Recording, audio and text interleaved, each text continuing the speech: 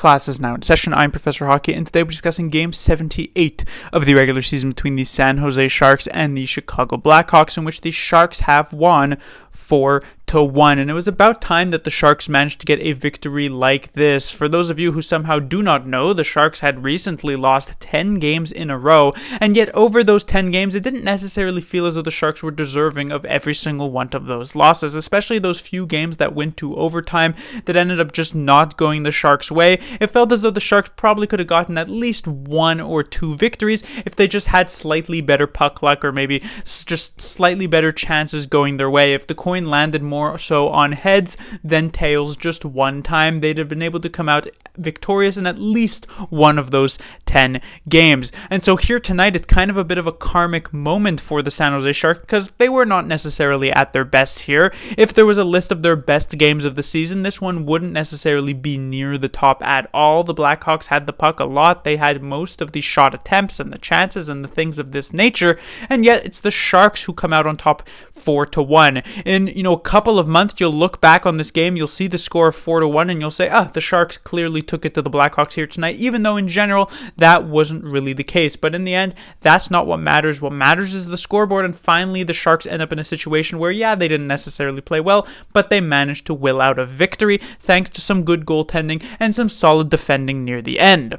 This one started off in the first period for the Sharks pretty well. I thought the first few minutes of this first period wasn't too bad, and the Sharks managed to get the first goal of this game. That one coming from Weatherby, as the Sharks' depth continued to carry the brunt of the offense over these past few games. It felt as though the first couple lines hadn't necessarily been doing a ton, or at least the first line hadn't really been doing a ton for the Sharks over these past few games, and the times they have been getting goals, it's been from players like Balcers, Weatherby, Reedy, Gregor.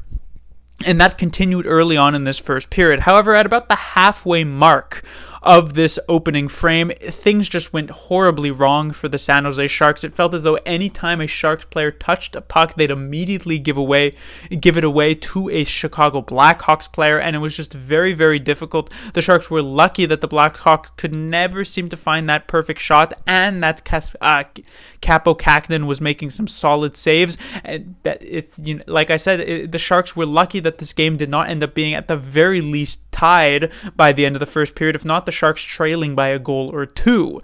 And yet, end of the opening frame, the Sharks are up 1-0. We head into the second period, and things started to turn around slightly for the Sharks. I wouldn't say they were suddenly supremely dominant over the Blackhawks, but still, they managed to get the next goal of the game from Tomas Hertl as the big boys finally woke up for the Sharks. Timo Meier would then add one to make it 3-0 San Jose, at which point the Sharks would only have a total of 8 shots on net, and yet would be leading 3-0, so that just goes to show how lethal they were on their very few opportunities. The Blackhawks would manage to get one and ruin the shutout bid for Kaapo Kähkönen with a Tyler Johnson goal to make it 3-1, but that would be the score at the end of the second period. Going into the third, I thought the Sharks played rather solid. They didn't give the Blackhawks much to work with, and as such, they managed to close out this game with the only other goal being the Nick Bonino one on the power play to make it 4-1 San Jose. So generally, it wasn't their best game of the season, but they certainly played well enough to win, and finally, playing well enough to win actually led to a win compared to some of their previous games. Moving on to the players to talk about, we have the first line. Meier and Hertl once again reunited with Barabanov, who returns from his injury, replacing Jonathan Dahlen. Dahlen did not move down in the lineup and instead ended up being a healthy scratch, which is semi-understandable. I certainly understand not wanting to break up either of these two lines in the bottom six, even though VL did play a game over Weatherby for whatever reason in the previous one against the St. Louis Blues. I still feel as though the Weatherby, Chmelevski, Reedy line should be kept together, and of course the Bordeleau, Gregor, Balcers line has also been giving some pretty solid results, so the only place where I could see Dahlen actually filling in would be on that second line, where you could potentially remove someone like Bonino or Nieto. But even Bob Booner, with his experimentation that he has done a bit over these last few games ever since the Sharks were mathematically eliminated from the playoffs, he is still not going to be willing to make a move like this, which I am I guess, somewhat disappointed by, as I, of course, would still like to see younger players like Dahlen in the lineup, but considering Dahlen had multiple opportunities over these past few games to really make, sort of like assert himself for this final stretch of the season when he was playing with Meier and Hertl, and it didn't really end up happening, it's kind of his own fault in a way. He had his chance and he just didn't do much with it. And we saw what Barabanov, once reunited with this top line, was actually able to do. It seemed to be a lot better. The first period, there were some bumps, Meyer and Hertl in particular. It felt as though they were continuing a lot from where they had been over the past few games. But once the second period rolled on, they turned things around. They started getting some really strong chances, and Barabanov was a big part of that. He had such a nice sort of hard-working play that led to the Timo Meyer goal, his 34th of the season. And so generally, the first line, you could say, is back. When it comes to the second line of Couture, Bonino, and Nieto, it was not as effective offensively as it has been over these past couple of games, which is not necessarily that much of a surprise. A line consisting of these three players is not going to consistently be beating out other teams' second lines, but on the defensive side of things, things weren't too bad, which is, of course, what you would expect from a line featuring Couture, Bonino, and Nieto. When it comes to the third line, obviously the most interesting line for the San Jose Sharks, as I've said multiple times over these past few games, it was probably their worst game ever since these three players were put together. In particular, it was, in my opinion, Thomas Bordeleau's worst game at the NHL level. That's not necessarily a bad thing, as you play 4 games, one of them has to be your worst. I thought Bordeleau, just a lot of his plays were not really working out here tonight. Funnily enough, this was the game where he came closest to actually scoring his first career goal, but even with that, many of his other attempts just didn't really end up working out. Gregor as well, he had that one chance early on, but didn't necessarily do a ton either. And Balcers has always felt to me like the slight odd man out on this line. To me, Gregor and Bordeleau were the ones really standing out, and then Balcers at times was the recipient of some nice passes, in particular from Thomas Bordeleau. He just hasn't necessarily been doing a ton himself, and that, I guess, continues here tonight against the Blackhawks.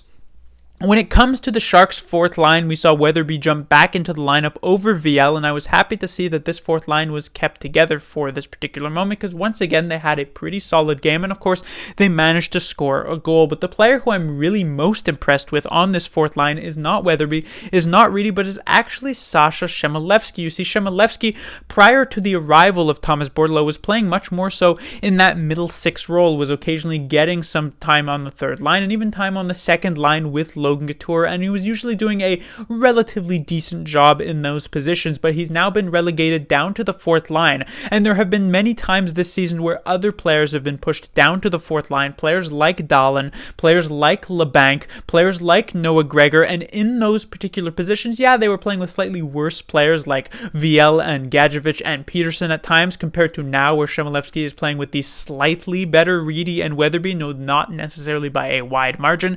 Chmelevski seems to be one of the first players this season who has been moved down to that fourth line just to make room for other players in the top 9, and have actually taken that demotion in stride. Chmelevski is still setting up some nice offensive plays from the fourth line, and is giving the fourth line for the first time pretty much this entire season for the Sharks an actual offensive flair. It was pretty much an afterthought in so many of the games that the Sharks played when you're icing a fourth line of Peterson, Weatherby, and VL, or VL, Gadjevich, and Peterson, or even VL, Gadjevich, and Reedy. You're just not really expecting anything from those three players besides maybe on every 20 games you get like some lucky goal that bounces off of 76 players and somehow ends up into the back of the net. But finally, over these past few games, besides the last one with VL, the Sharks are getting some sort of offensive element from this fourth line, and I think it really starts with Chmelevski, who has shown himself to be NHL ready, I feel, in the few games he has played this season. Onto the defensive side of things for the San Jose Sharks. Like I said, besides the latter half of the first period where it was just an absolute disaster for every single one of these players, I felt as though the defense wasn't too bad. Milosh and Megna found themselves in their zone a decent amount, but was kind of limiting what the Blackhawks could do and weren't necessarily giving a lot of holes, right? Kakkonen had to be good in the first period, but honestly in the second and third period, he didn't necessarily have to make too many fantastic saves, and I think it is a testament to how well the Sharks, or how pretty well the Sharks played defensively, which actually carried over from the previous game against the St. Louis Blues. The major difference from this one to that one was the fact that the Sharks had managed to get a couple more chances and actually scored on them here tonight against the Blackhawks compared to what they managed to do in the previous game against the St. Louis Blues. Again, I will also particularly mention Ryan Merkley because he is an interesting player for the San Jose Sharks down the stretch here. I thought his first period was completely awful for the Sharks, and not in the general Ryan Merkley way where he makes like a couple of really bad plays that just stand out, where he gets beat wide or he just sends a pass straight to a Blackhawks player for whatever reason. I felt as though it was actually a lot of these simple plays in the first period that he was just making the incorrect decision on, which all little by little added up to being a not good first period. But I also thought he really brought it back in the second and third period and ended up being a very solid defenseman in that latter 40 minutes, which was nice to see. And finally, moving on to the goaltender, like I said, Kähkönen really came up big with multiple key saves in that first period at a time where if maybe the Blackhawks had scored a couple of goals, we could have been talking about a different story. But because he was there, the Sharks sort of made up for that in those latter two periods, didn't make Kähkönen have to do too much, and he gets now a second straight victory with the San Jose Sharks, since of course it was Reimer in nets for the Sharks' previous loss against the St. Louis Blues. But that will do it for this review. The Sharks will be back in action tomorrow, where they will take on the Vegas Golden Knights. The Sharks have had extremely little success against the Vegas Golden Knights, not just this season, but pretty much every regular season since the Golden Knights even just came into the league back in the 17-18 regular season. But at this point, as we move on, you might not think games are particularly important, at least they're not for the Sharks, but they are for Vegas, who surprisingly are fighting for their playoff lives, finding themselves, at least coming into the day, 2 points out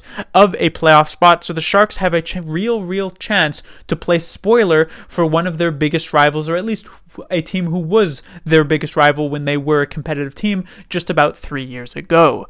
Class dismissed.